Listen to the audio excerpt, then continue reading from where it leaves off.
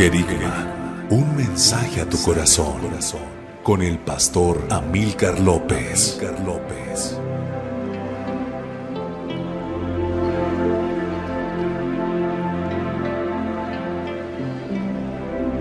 Como saben, hemos estado hablando sobre la persona y la obra de nuestro Señor Jesucristo, y hemos estado hablando de cómo el Señor ha sido fiel a su promesa, a su palabra, y a partir de ahí y de todo lo que involucra o lo que implica el contexto, el día de hoy queremos hablar sobre Jesucristo como el príncipe de paz. Él es nuestra paz, Él es el príncipe de paz. Y el profeta Miqueas nos habla precisamente de este rey Mesías que ha de venir. El profeta Miqueas fue contemporáneo del profeta Isaías. Ambos profetizaron en la misma época de la historia bíblica, antes de que Israel fuese llevado cautivo a Babilonia. El ministerio de este profeta se centró particularmente en el reino del sur, en este caso Judá, durante la época de los reyes de Jotam, de Acaz y de Ezequías, todos reyes de Judá. Este profeta duró predicando, enseñando, hablándole al pueblo durante 50 años. 50 años de ministerio, 50 años de predicar la palabra de Dios. Uno de los trabajos más difíciles, por lo menos para ese tiempo, era ser profeta. Pero un profeta auténtico, un profeta verdadero, un profeta que de verdad predicara lo que Dios le estaba diciendo. Por eso el profeta Miqueas denunció frontalmente la idolatría del pueblo de Israel, la injusticia, la corrupción, pero también denunció a los falsos profetas que se levantaban y hablaban en nombre de Dios, pero no era la palabra de Dios. Lo más triste es que el pueblo protegía mucho a estos profetas falsos, porque obviamente les traía palabras de paz, de esperanza, y les decía: ustedes no se preocupen, ustedes sigan haciendo lo que están haciendo, el Señor es bueno. Ahora, ¿qué dijo el profeta ante las denuncias? Ante lo que él habló al pueblo. Por ejemplo, en cuanto a la idolatría, el mensaje es que Dios ha de castigar a su pueblo por su desobediencia. En el capítulo 1, versículo 7, él dice: Dios ha de castigar a sus reyes por la desobediencia, por su pecado. Porque muchos de estos reyes, al cual hemos mencionado, como Acaz, llegaron incluso a ofrecer en sacrificio a sus propios hijos. Los ofrecieron como holocaustos. En cuanto a la corrupción que se estaba dando en el pueblo, en todos los niveles, el profeta Miqueas confrontó al pueblo diciéndoles lo que era verdad. Les habló precisamente de la corrupción, en especial el abuso del poder. En el capítulo 2, versículo 1 y 2, el profeta denunció lo siguiente, dice: ay de los que en sus camas piensan iniquidad y maquinan el mal, y cuando llega la mañana lo ejecutan, porque tienen en su mano el poder. Ahí está el abuso del poder. ¿Qué hacen con esto? ¿Qué hacen con el poder? Dice el versículo 2, codician las heredades y las roban, y casas y las toman, oprimen al hombre y a su casa, al hombre y a su heredad. Tenían el poder, hacían lo que se les venía en gana. ¿Sí? El profeta denunció no solamente el abuso del poder, también la corrupción social que se estaba viviendo. Era una descomposición social. Capítulo 7, versículo 2, el profeta dice: faltó el misericordioso de la tierra, y ninguno hay recto entre los hombres. Todos acechan por sangre, cada cual arma red a su hermano. Una descomposición social. Y no solamente eso, la corrupción jurídica. Aquel que impartía justicia ahora ya no lo hace. Ahí mismo en el capítulo 7 vemos ahí en el versículo 3, para completar la maldad con sus manos, el príncipe demanda y el juez juzga por recompensa, y el grande habla el antojo de su alma y lo confirma. ¿Qué hace el juez? Imparte justicia a quien le paga más. Justicia pagada, pero no agradable al Señor. ¿Qué otra cosa denunció el profeta Miqueas? Corrupción religiosa. O sea, lo que vemos aquí, lo que hemos hablado, es que el profeta está denunciando todo lo que está pasando, la corrupción, la injusticia social, todo lo que está pasando alrededor de la cultura y la cultura misma, pero también observamos que todo lo que sucede en la cultura ha impactado también a los hermanos, es decir, al pueblo de Israel como tal. ¿Y qué está pasando en el pueblo? En el capítulo 3, versículo 11, dice: sus jefes juzgan por cohecho, sus sacerdotes enseñan por precio, sus profetas adivinan por dinero y se apoyan en Jehová diciendo: no está Jehová entre nosotros, no vendrá mal sobre nosotros. O sea, dentro del pueblo mismo también había infidelidad al Señor, corrupción religiosa. El libro de Miqueas se puede dividir de la siguiente manera. El profeta habla sobre un juicio inminente que ha de venir, pero también nos habla de una promesa que Dios da a su pueblo. Y sobre todo, nos habla de la promesa del perdón. Amados hermanos, nosotros sabemos que Dios es justo. Tú y yo sabemos que Dios es santo. Y sabemos que Él no dará por inocente al culpable. Eso lo sabemos. Sin embargo, también estamos seguros que nuestro Dios nunca disciplina a sus hijos sin la promesa de restauración. ¿Qué medida disciplinaria incluye el perdón? Porque Dios ofrece el perdón. ¿Y cuál es la medida que incluye esto? Vemos que hay una transformación, hay una restauración y también hay sanidad. Hermanos, este es el contexto en el que se escribe el capítulo 5, el cual nos ocupa el día de hoy, y en el que podemos observar los siguientes puntos. 2 puntos importantes. Primero, el profeta llama a aceptar la realidad. Hay un llamado a aceptar la realidad. Y segundo, un llamado a mirar a quien en verdad salva. ¿Cuál es la realidad del ser humano? Bueno, tenemos que vernos nosotros y la historia.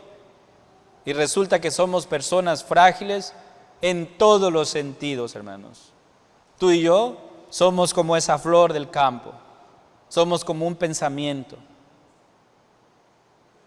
Nuestros días pasan pronto.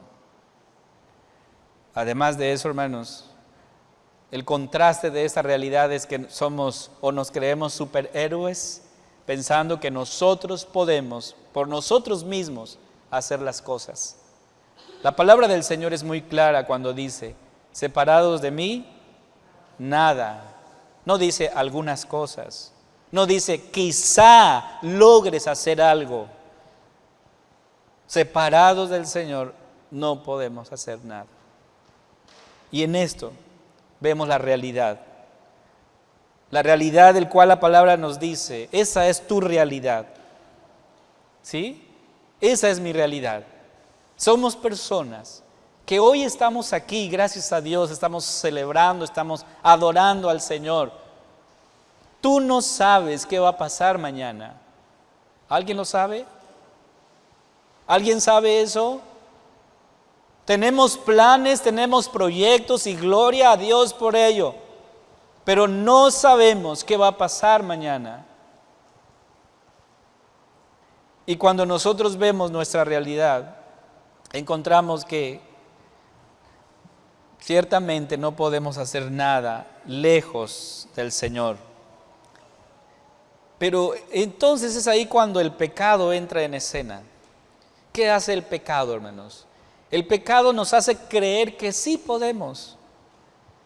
Israel y sus reyes vivieron todo este tiempo cruzando la línea de advertencia del Señor. El Señor envió sus profetas. Podemos mencionar al profeta Isaías, al profeta Jeremías, al profeta Miqueas. El pueblo, sus reyes escucharon la palabra del Señor, porque el Señor llamó constantemente a su pueblo, les habló. Pero ¿qué hizo el pueblo, hermanos? Ellos cerraron sus oídos a la palabra de Dios. Hace algunos años escuché de una persona decir: al ser humano le gusta jugar con fuego hasta que llega el día en el que se quema. No sé si usted lo había escuchado, yo lo escuché hace algunos años. Ante esto, hermanos, yo quiero que vayamos al versículo 1, quiero que mantengas tu Biblia abierta.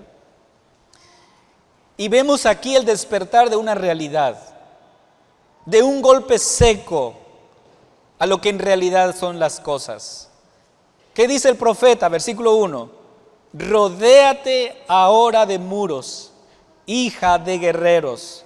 Nos han sitiado, con vara herirán en la mejilla al juez de Israel.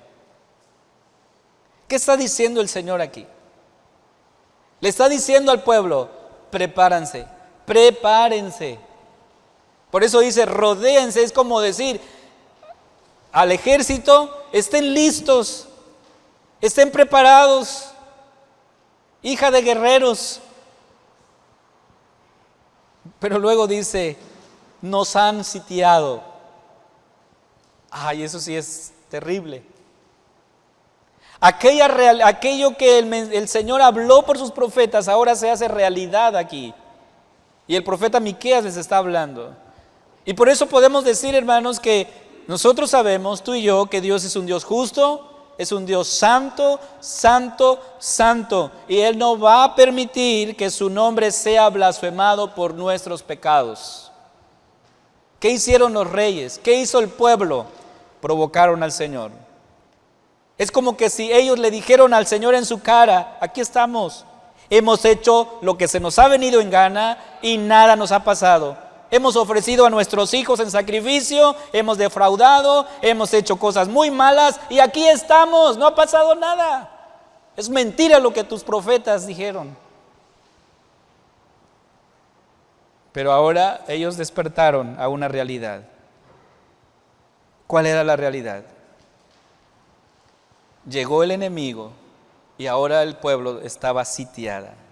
¿Se cumplió lo que había dicho el Señor? Sí. Dios había hablado una y otra vez lo que iba a pasar, pero el pueblo no quiso escuchar.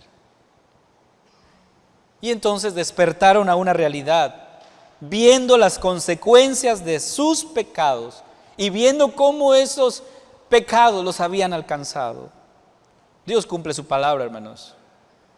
Dice Segundo de Reyes 24:2: pero Jehová envió contra Joacim tropas de caldeos, tropas de sirios, tropas de moabitas, tropas de amonitas, los cuales envió contra Judá para que la destruyesen conforme a la palabra de Jehová que había hablado por sus siervos, los profetas.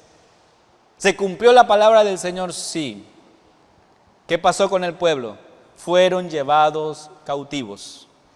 Segundo de Reyes 24:14 dice: y llevó en cautiverio a toda Jerusalén, a todos los príncipes y a todos los hombres valientes, hasta 10,000 cautivos, y a todos los artesanos y herreros. No quedó nadie. ¿Quiénes nada más quedaron? Dice: excepto los pobres del pueblo de la tierra, excepto ellos. ¿Qué pasó con la ciudad? Fue sitiada, es lo que dice Miqueas. Fue sitiada. En el capítulo 25 de Segundo de Reyes, 2 y 3 dice: y estuvo la ciudad sitiada hasta el año 11 del rey Sedequías. A los 9 días del cuarto mes prevaleció el hambre en la ciudad hasta que no hubo pan para el pueblo de la tierra.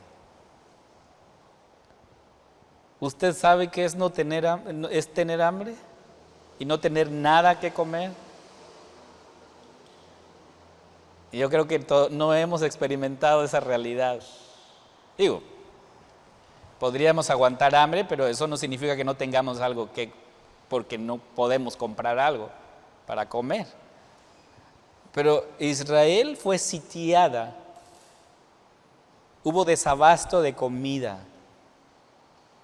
No hubo pan. ¿Saben qué pasó? Ante el asedio, muchos cocinaron a sus propios hijos por el hambre.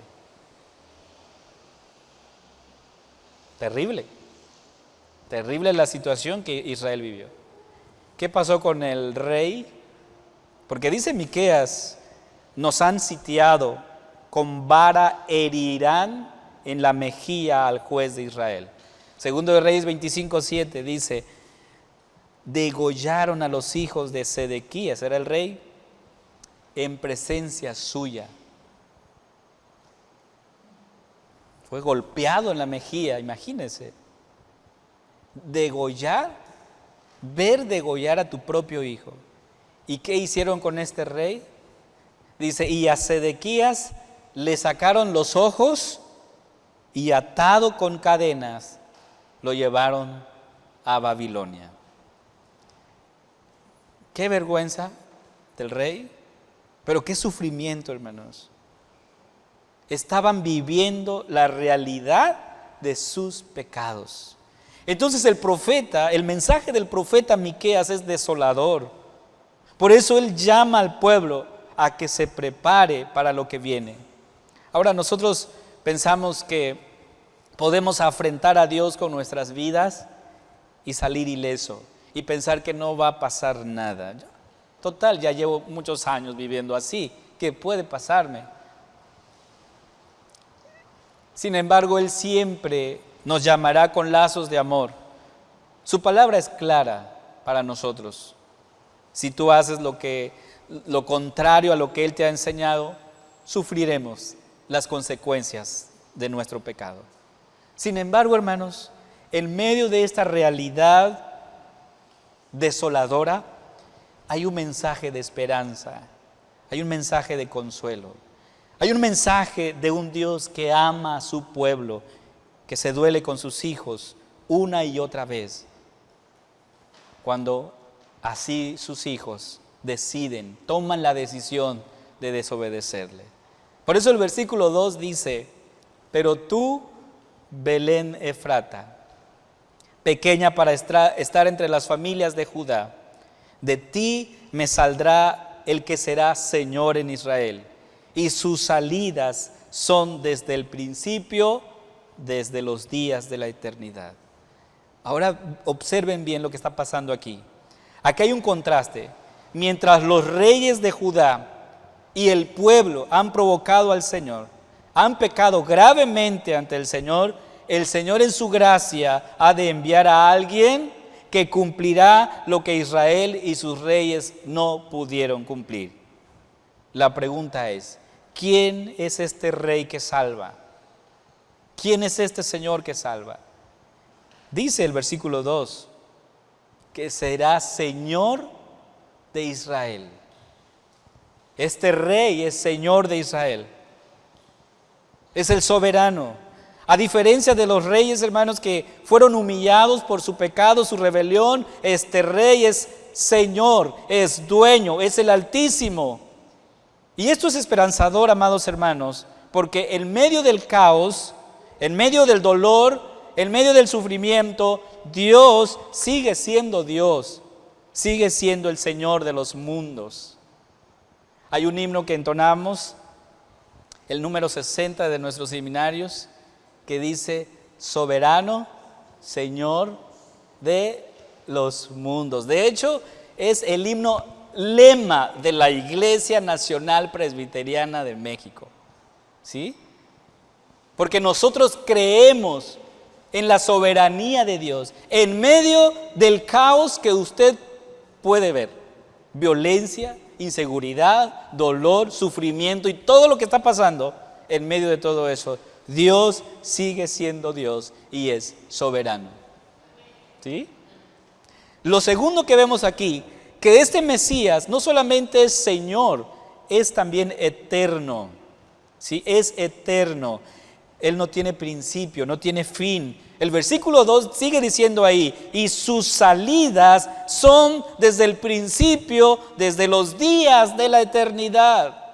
Hermanos, en contraste con los reyes que solo vivían por poco tiempo, llámese los reyes de Israel, los reyes de Asiria, los de Babilonia, todos estos reyes un día enfrentaron la muerte.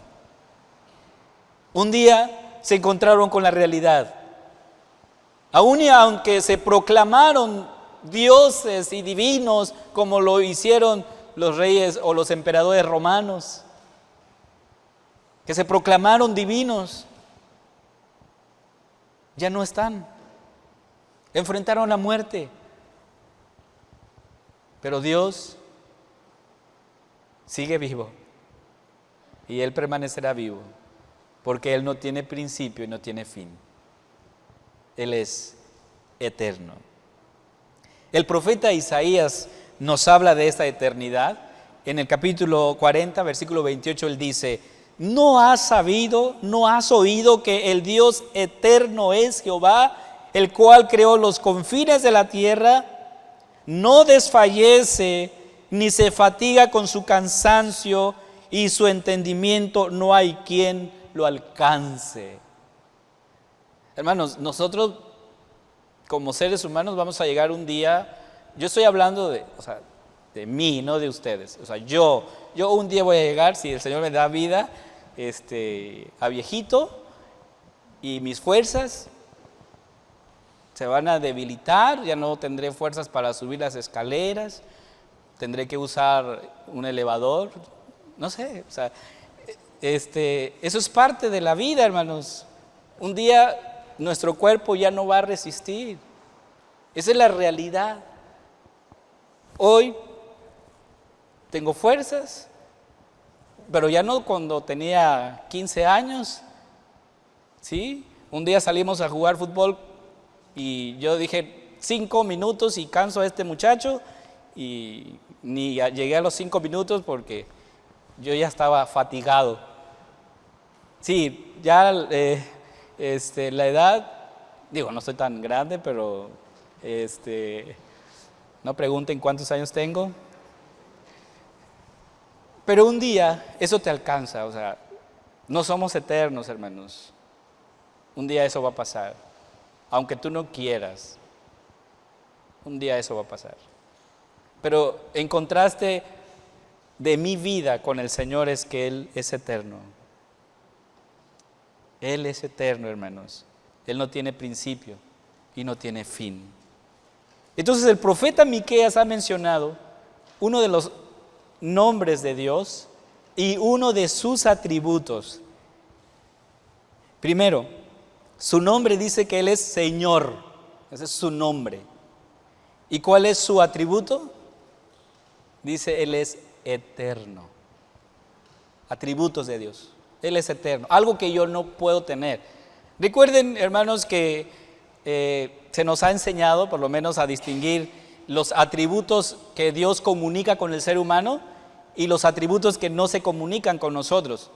Los atributos que Dios ha comunicado es su amor, su bondad, y que yo puedo amar y yo puedo ser bondadoso.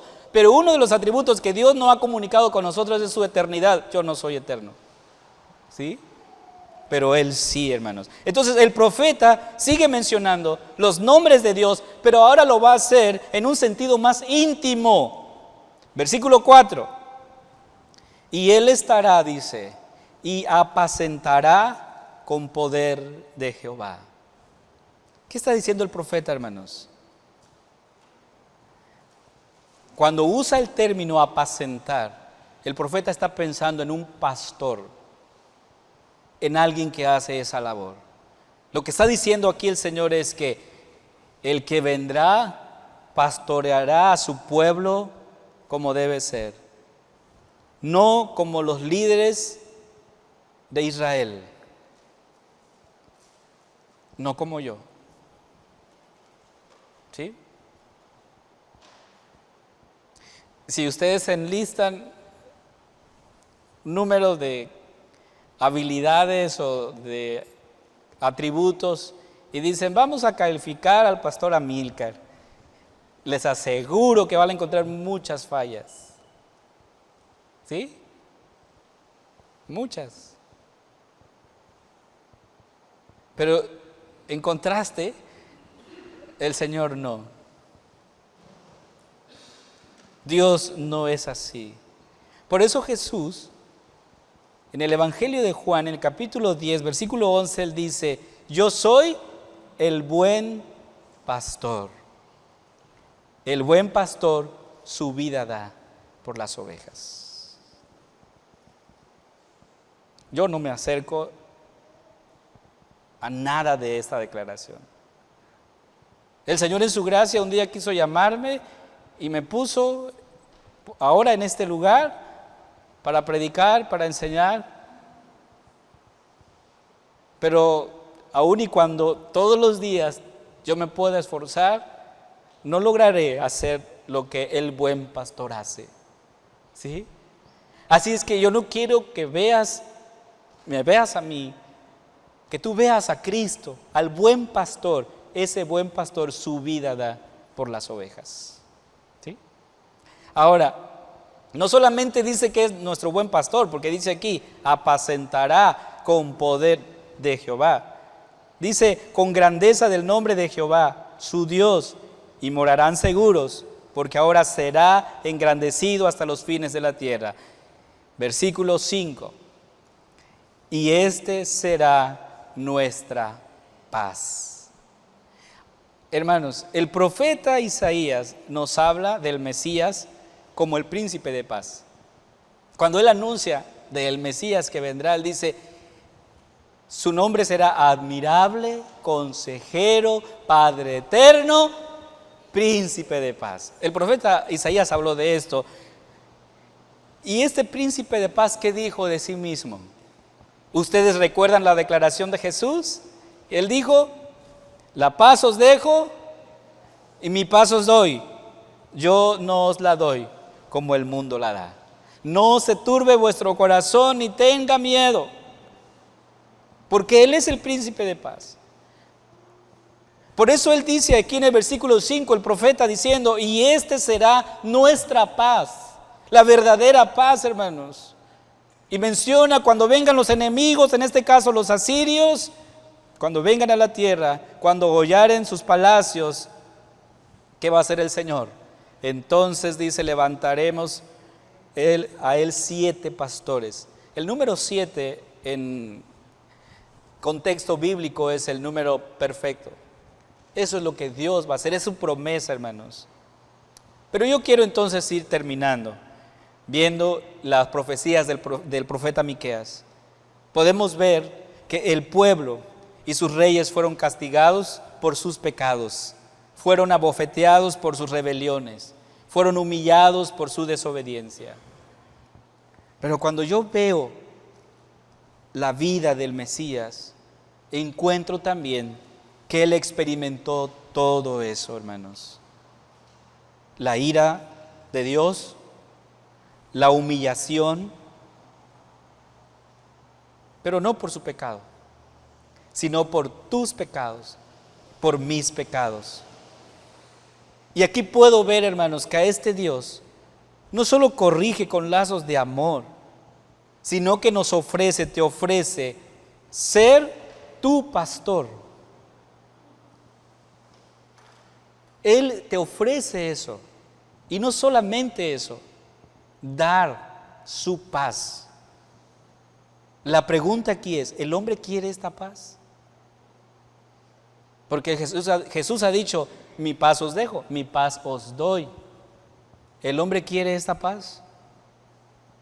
La verdad no. ¿Cómo sabemos esto? Bueno, sus pecados constantes, sus rebeliones son prueba de esto, hermanos. No queremos esta paz. ¿Cuántas veces el Señor llamó a su pueblo a una comunión, a un arrepentimiento? ¿Cuántas veces el Señor lo hizo? Muchas veces tú lo vas a encontrar ahí. ¿Qué hicieron ellos? No quisieron oír al Señor. Decidieron hacerle la guerra e ir en contra de sus mandamientos.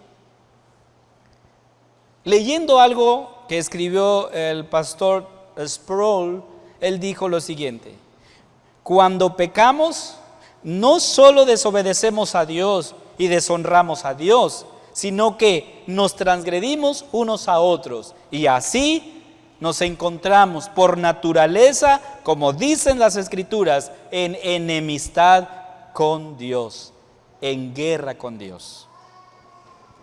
¿Qué sigue haciendo el Señor hasta el día de hoy, hermanos? ¿Qué sigue haciendo Dios?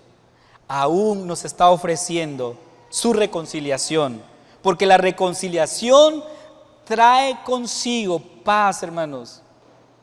Sin embargo, debo decirte hoy que este ofrecimiento de reconciliación que Cristo ofrece, un día va a terminar.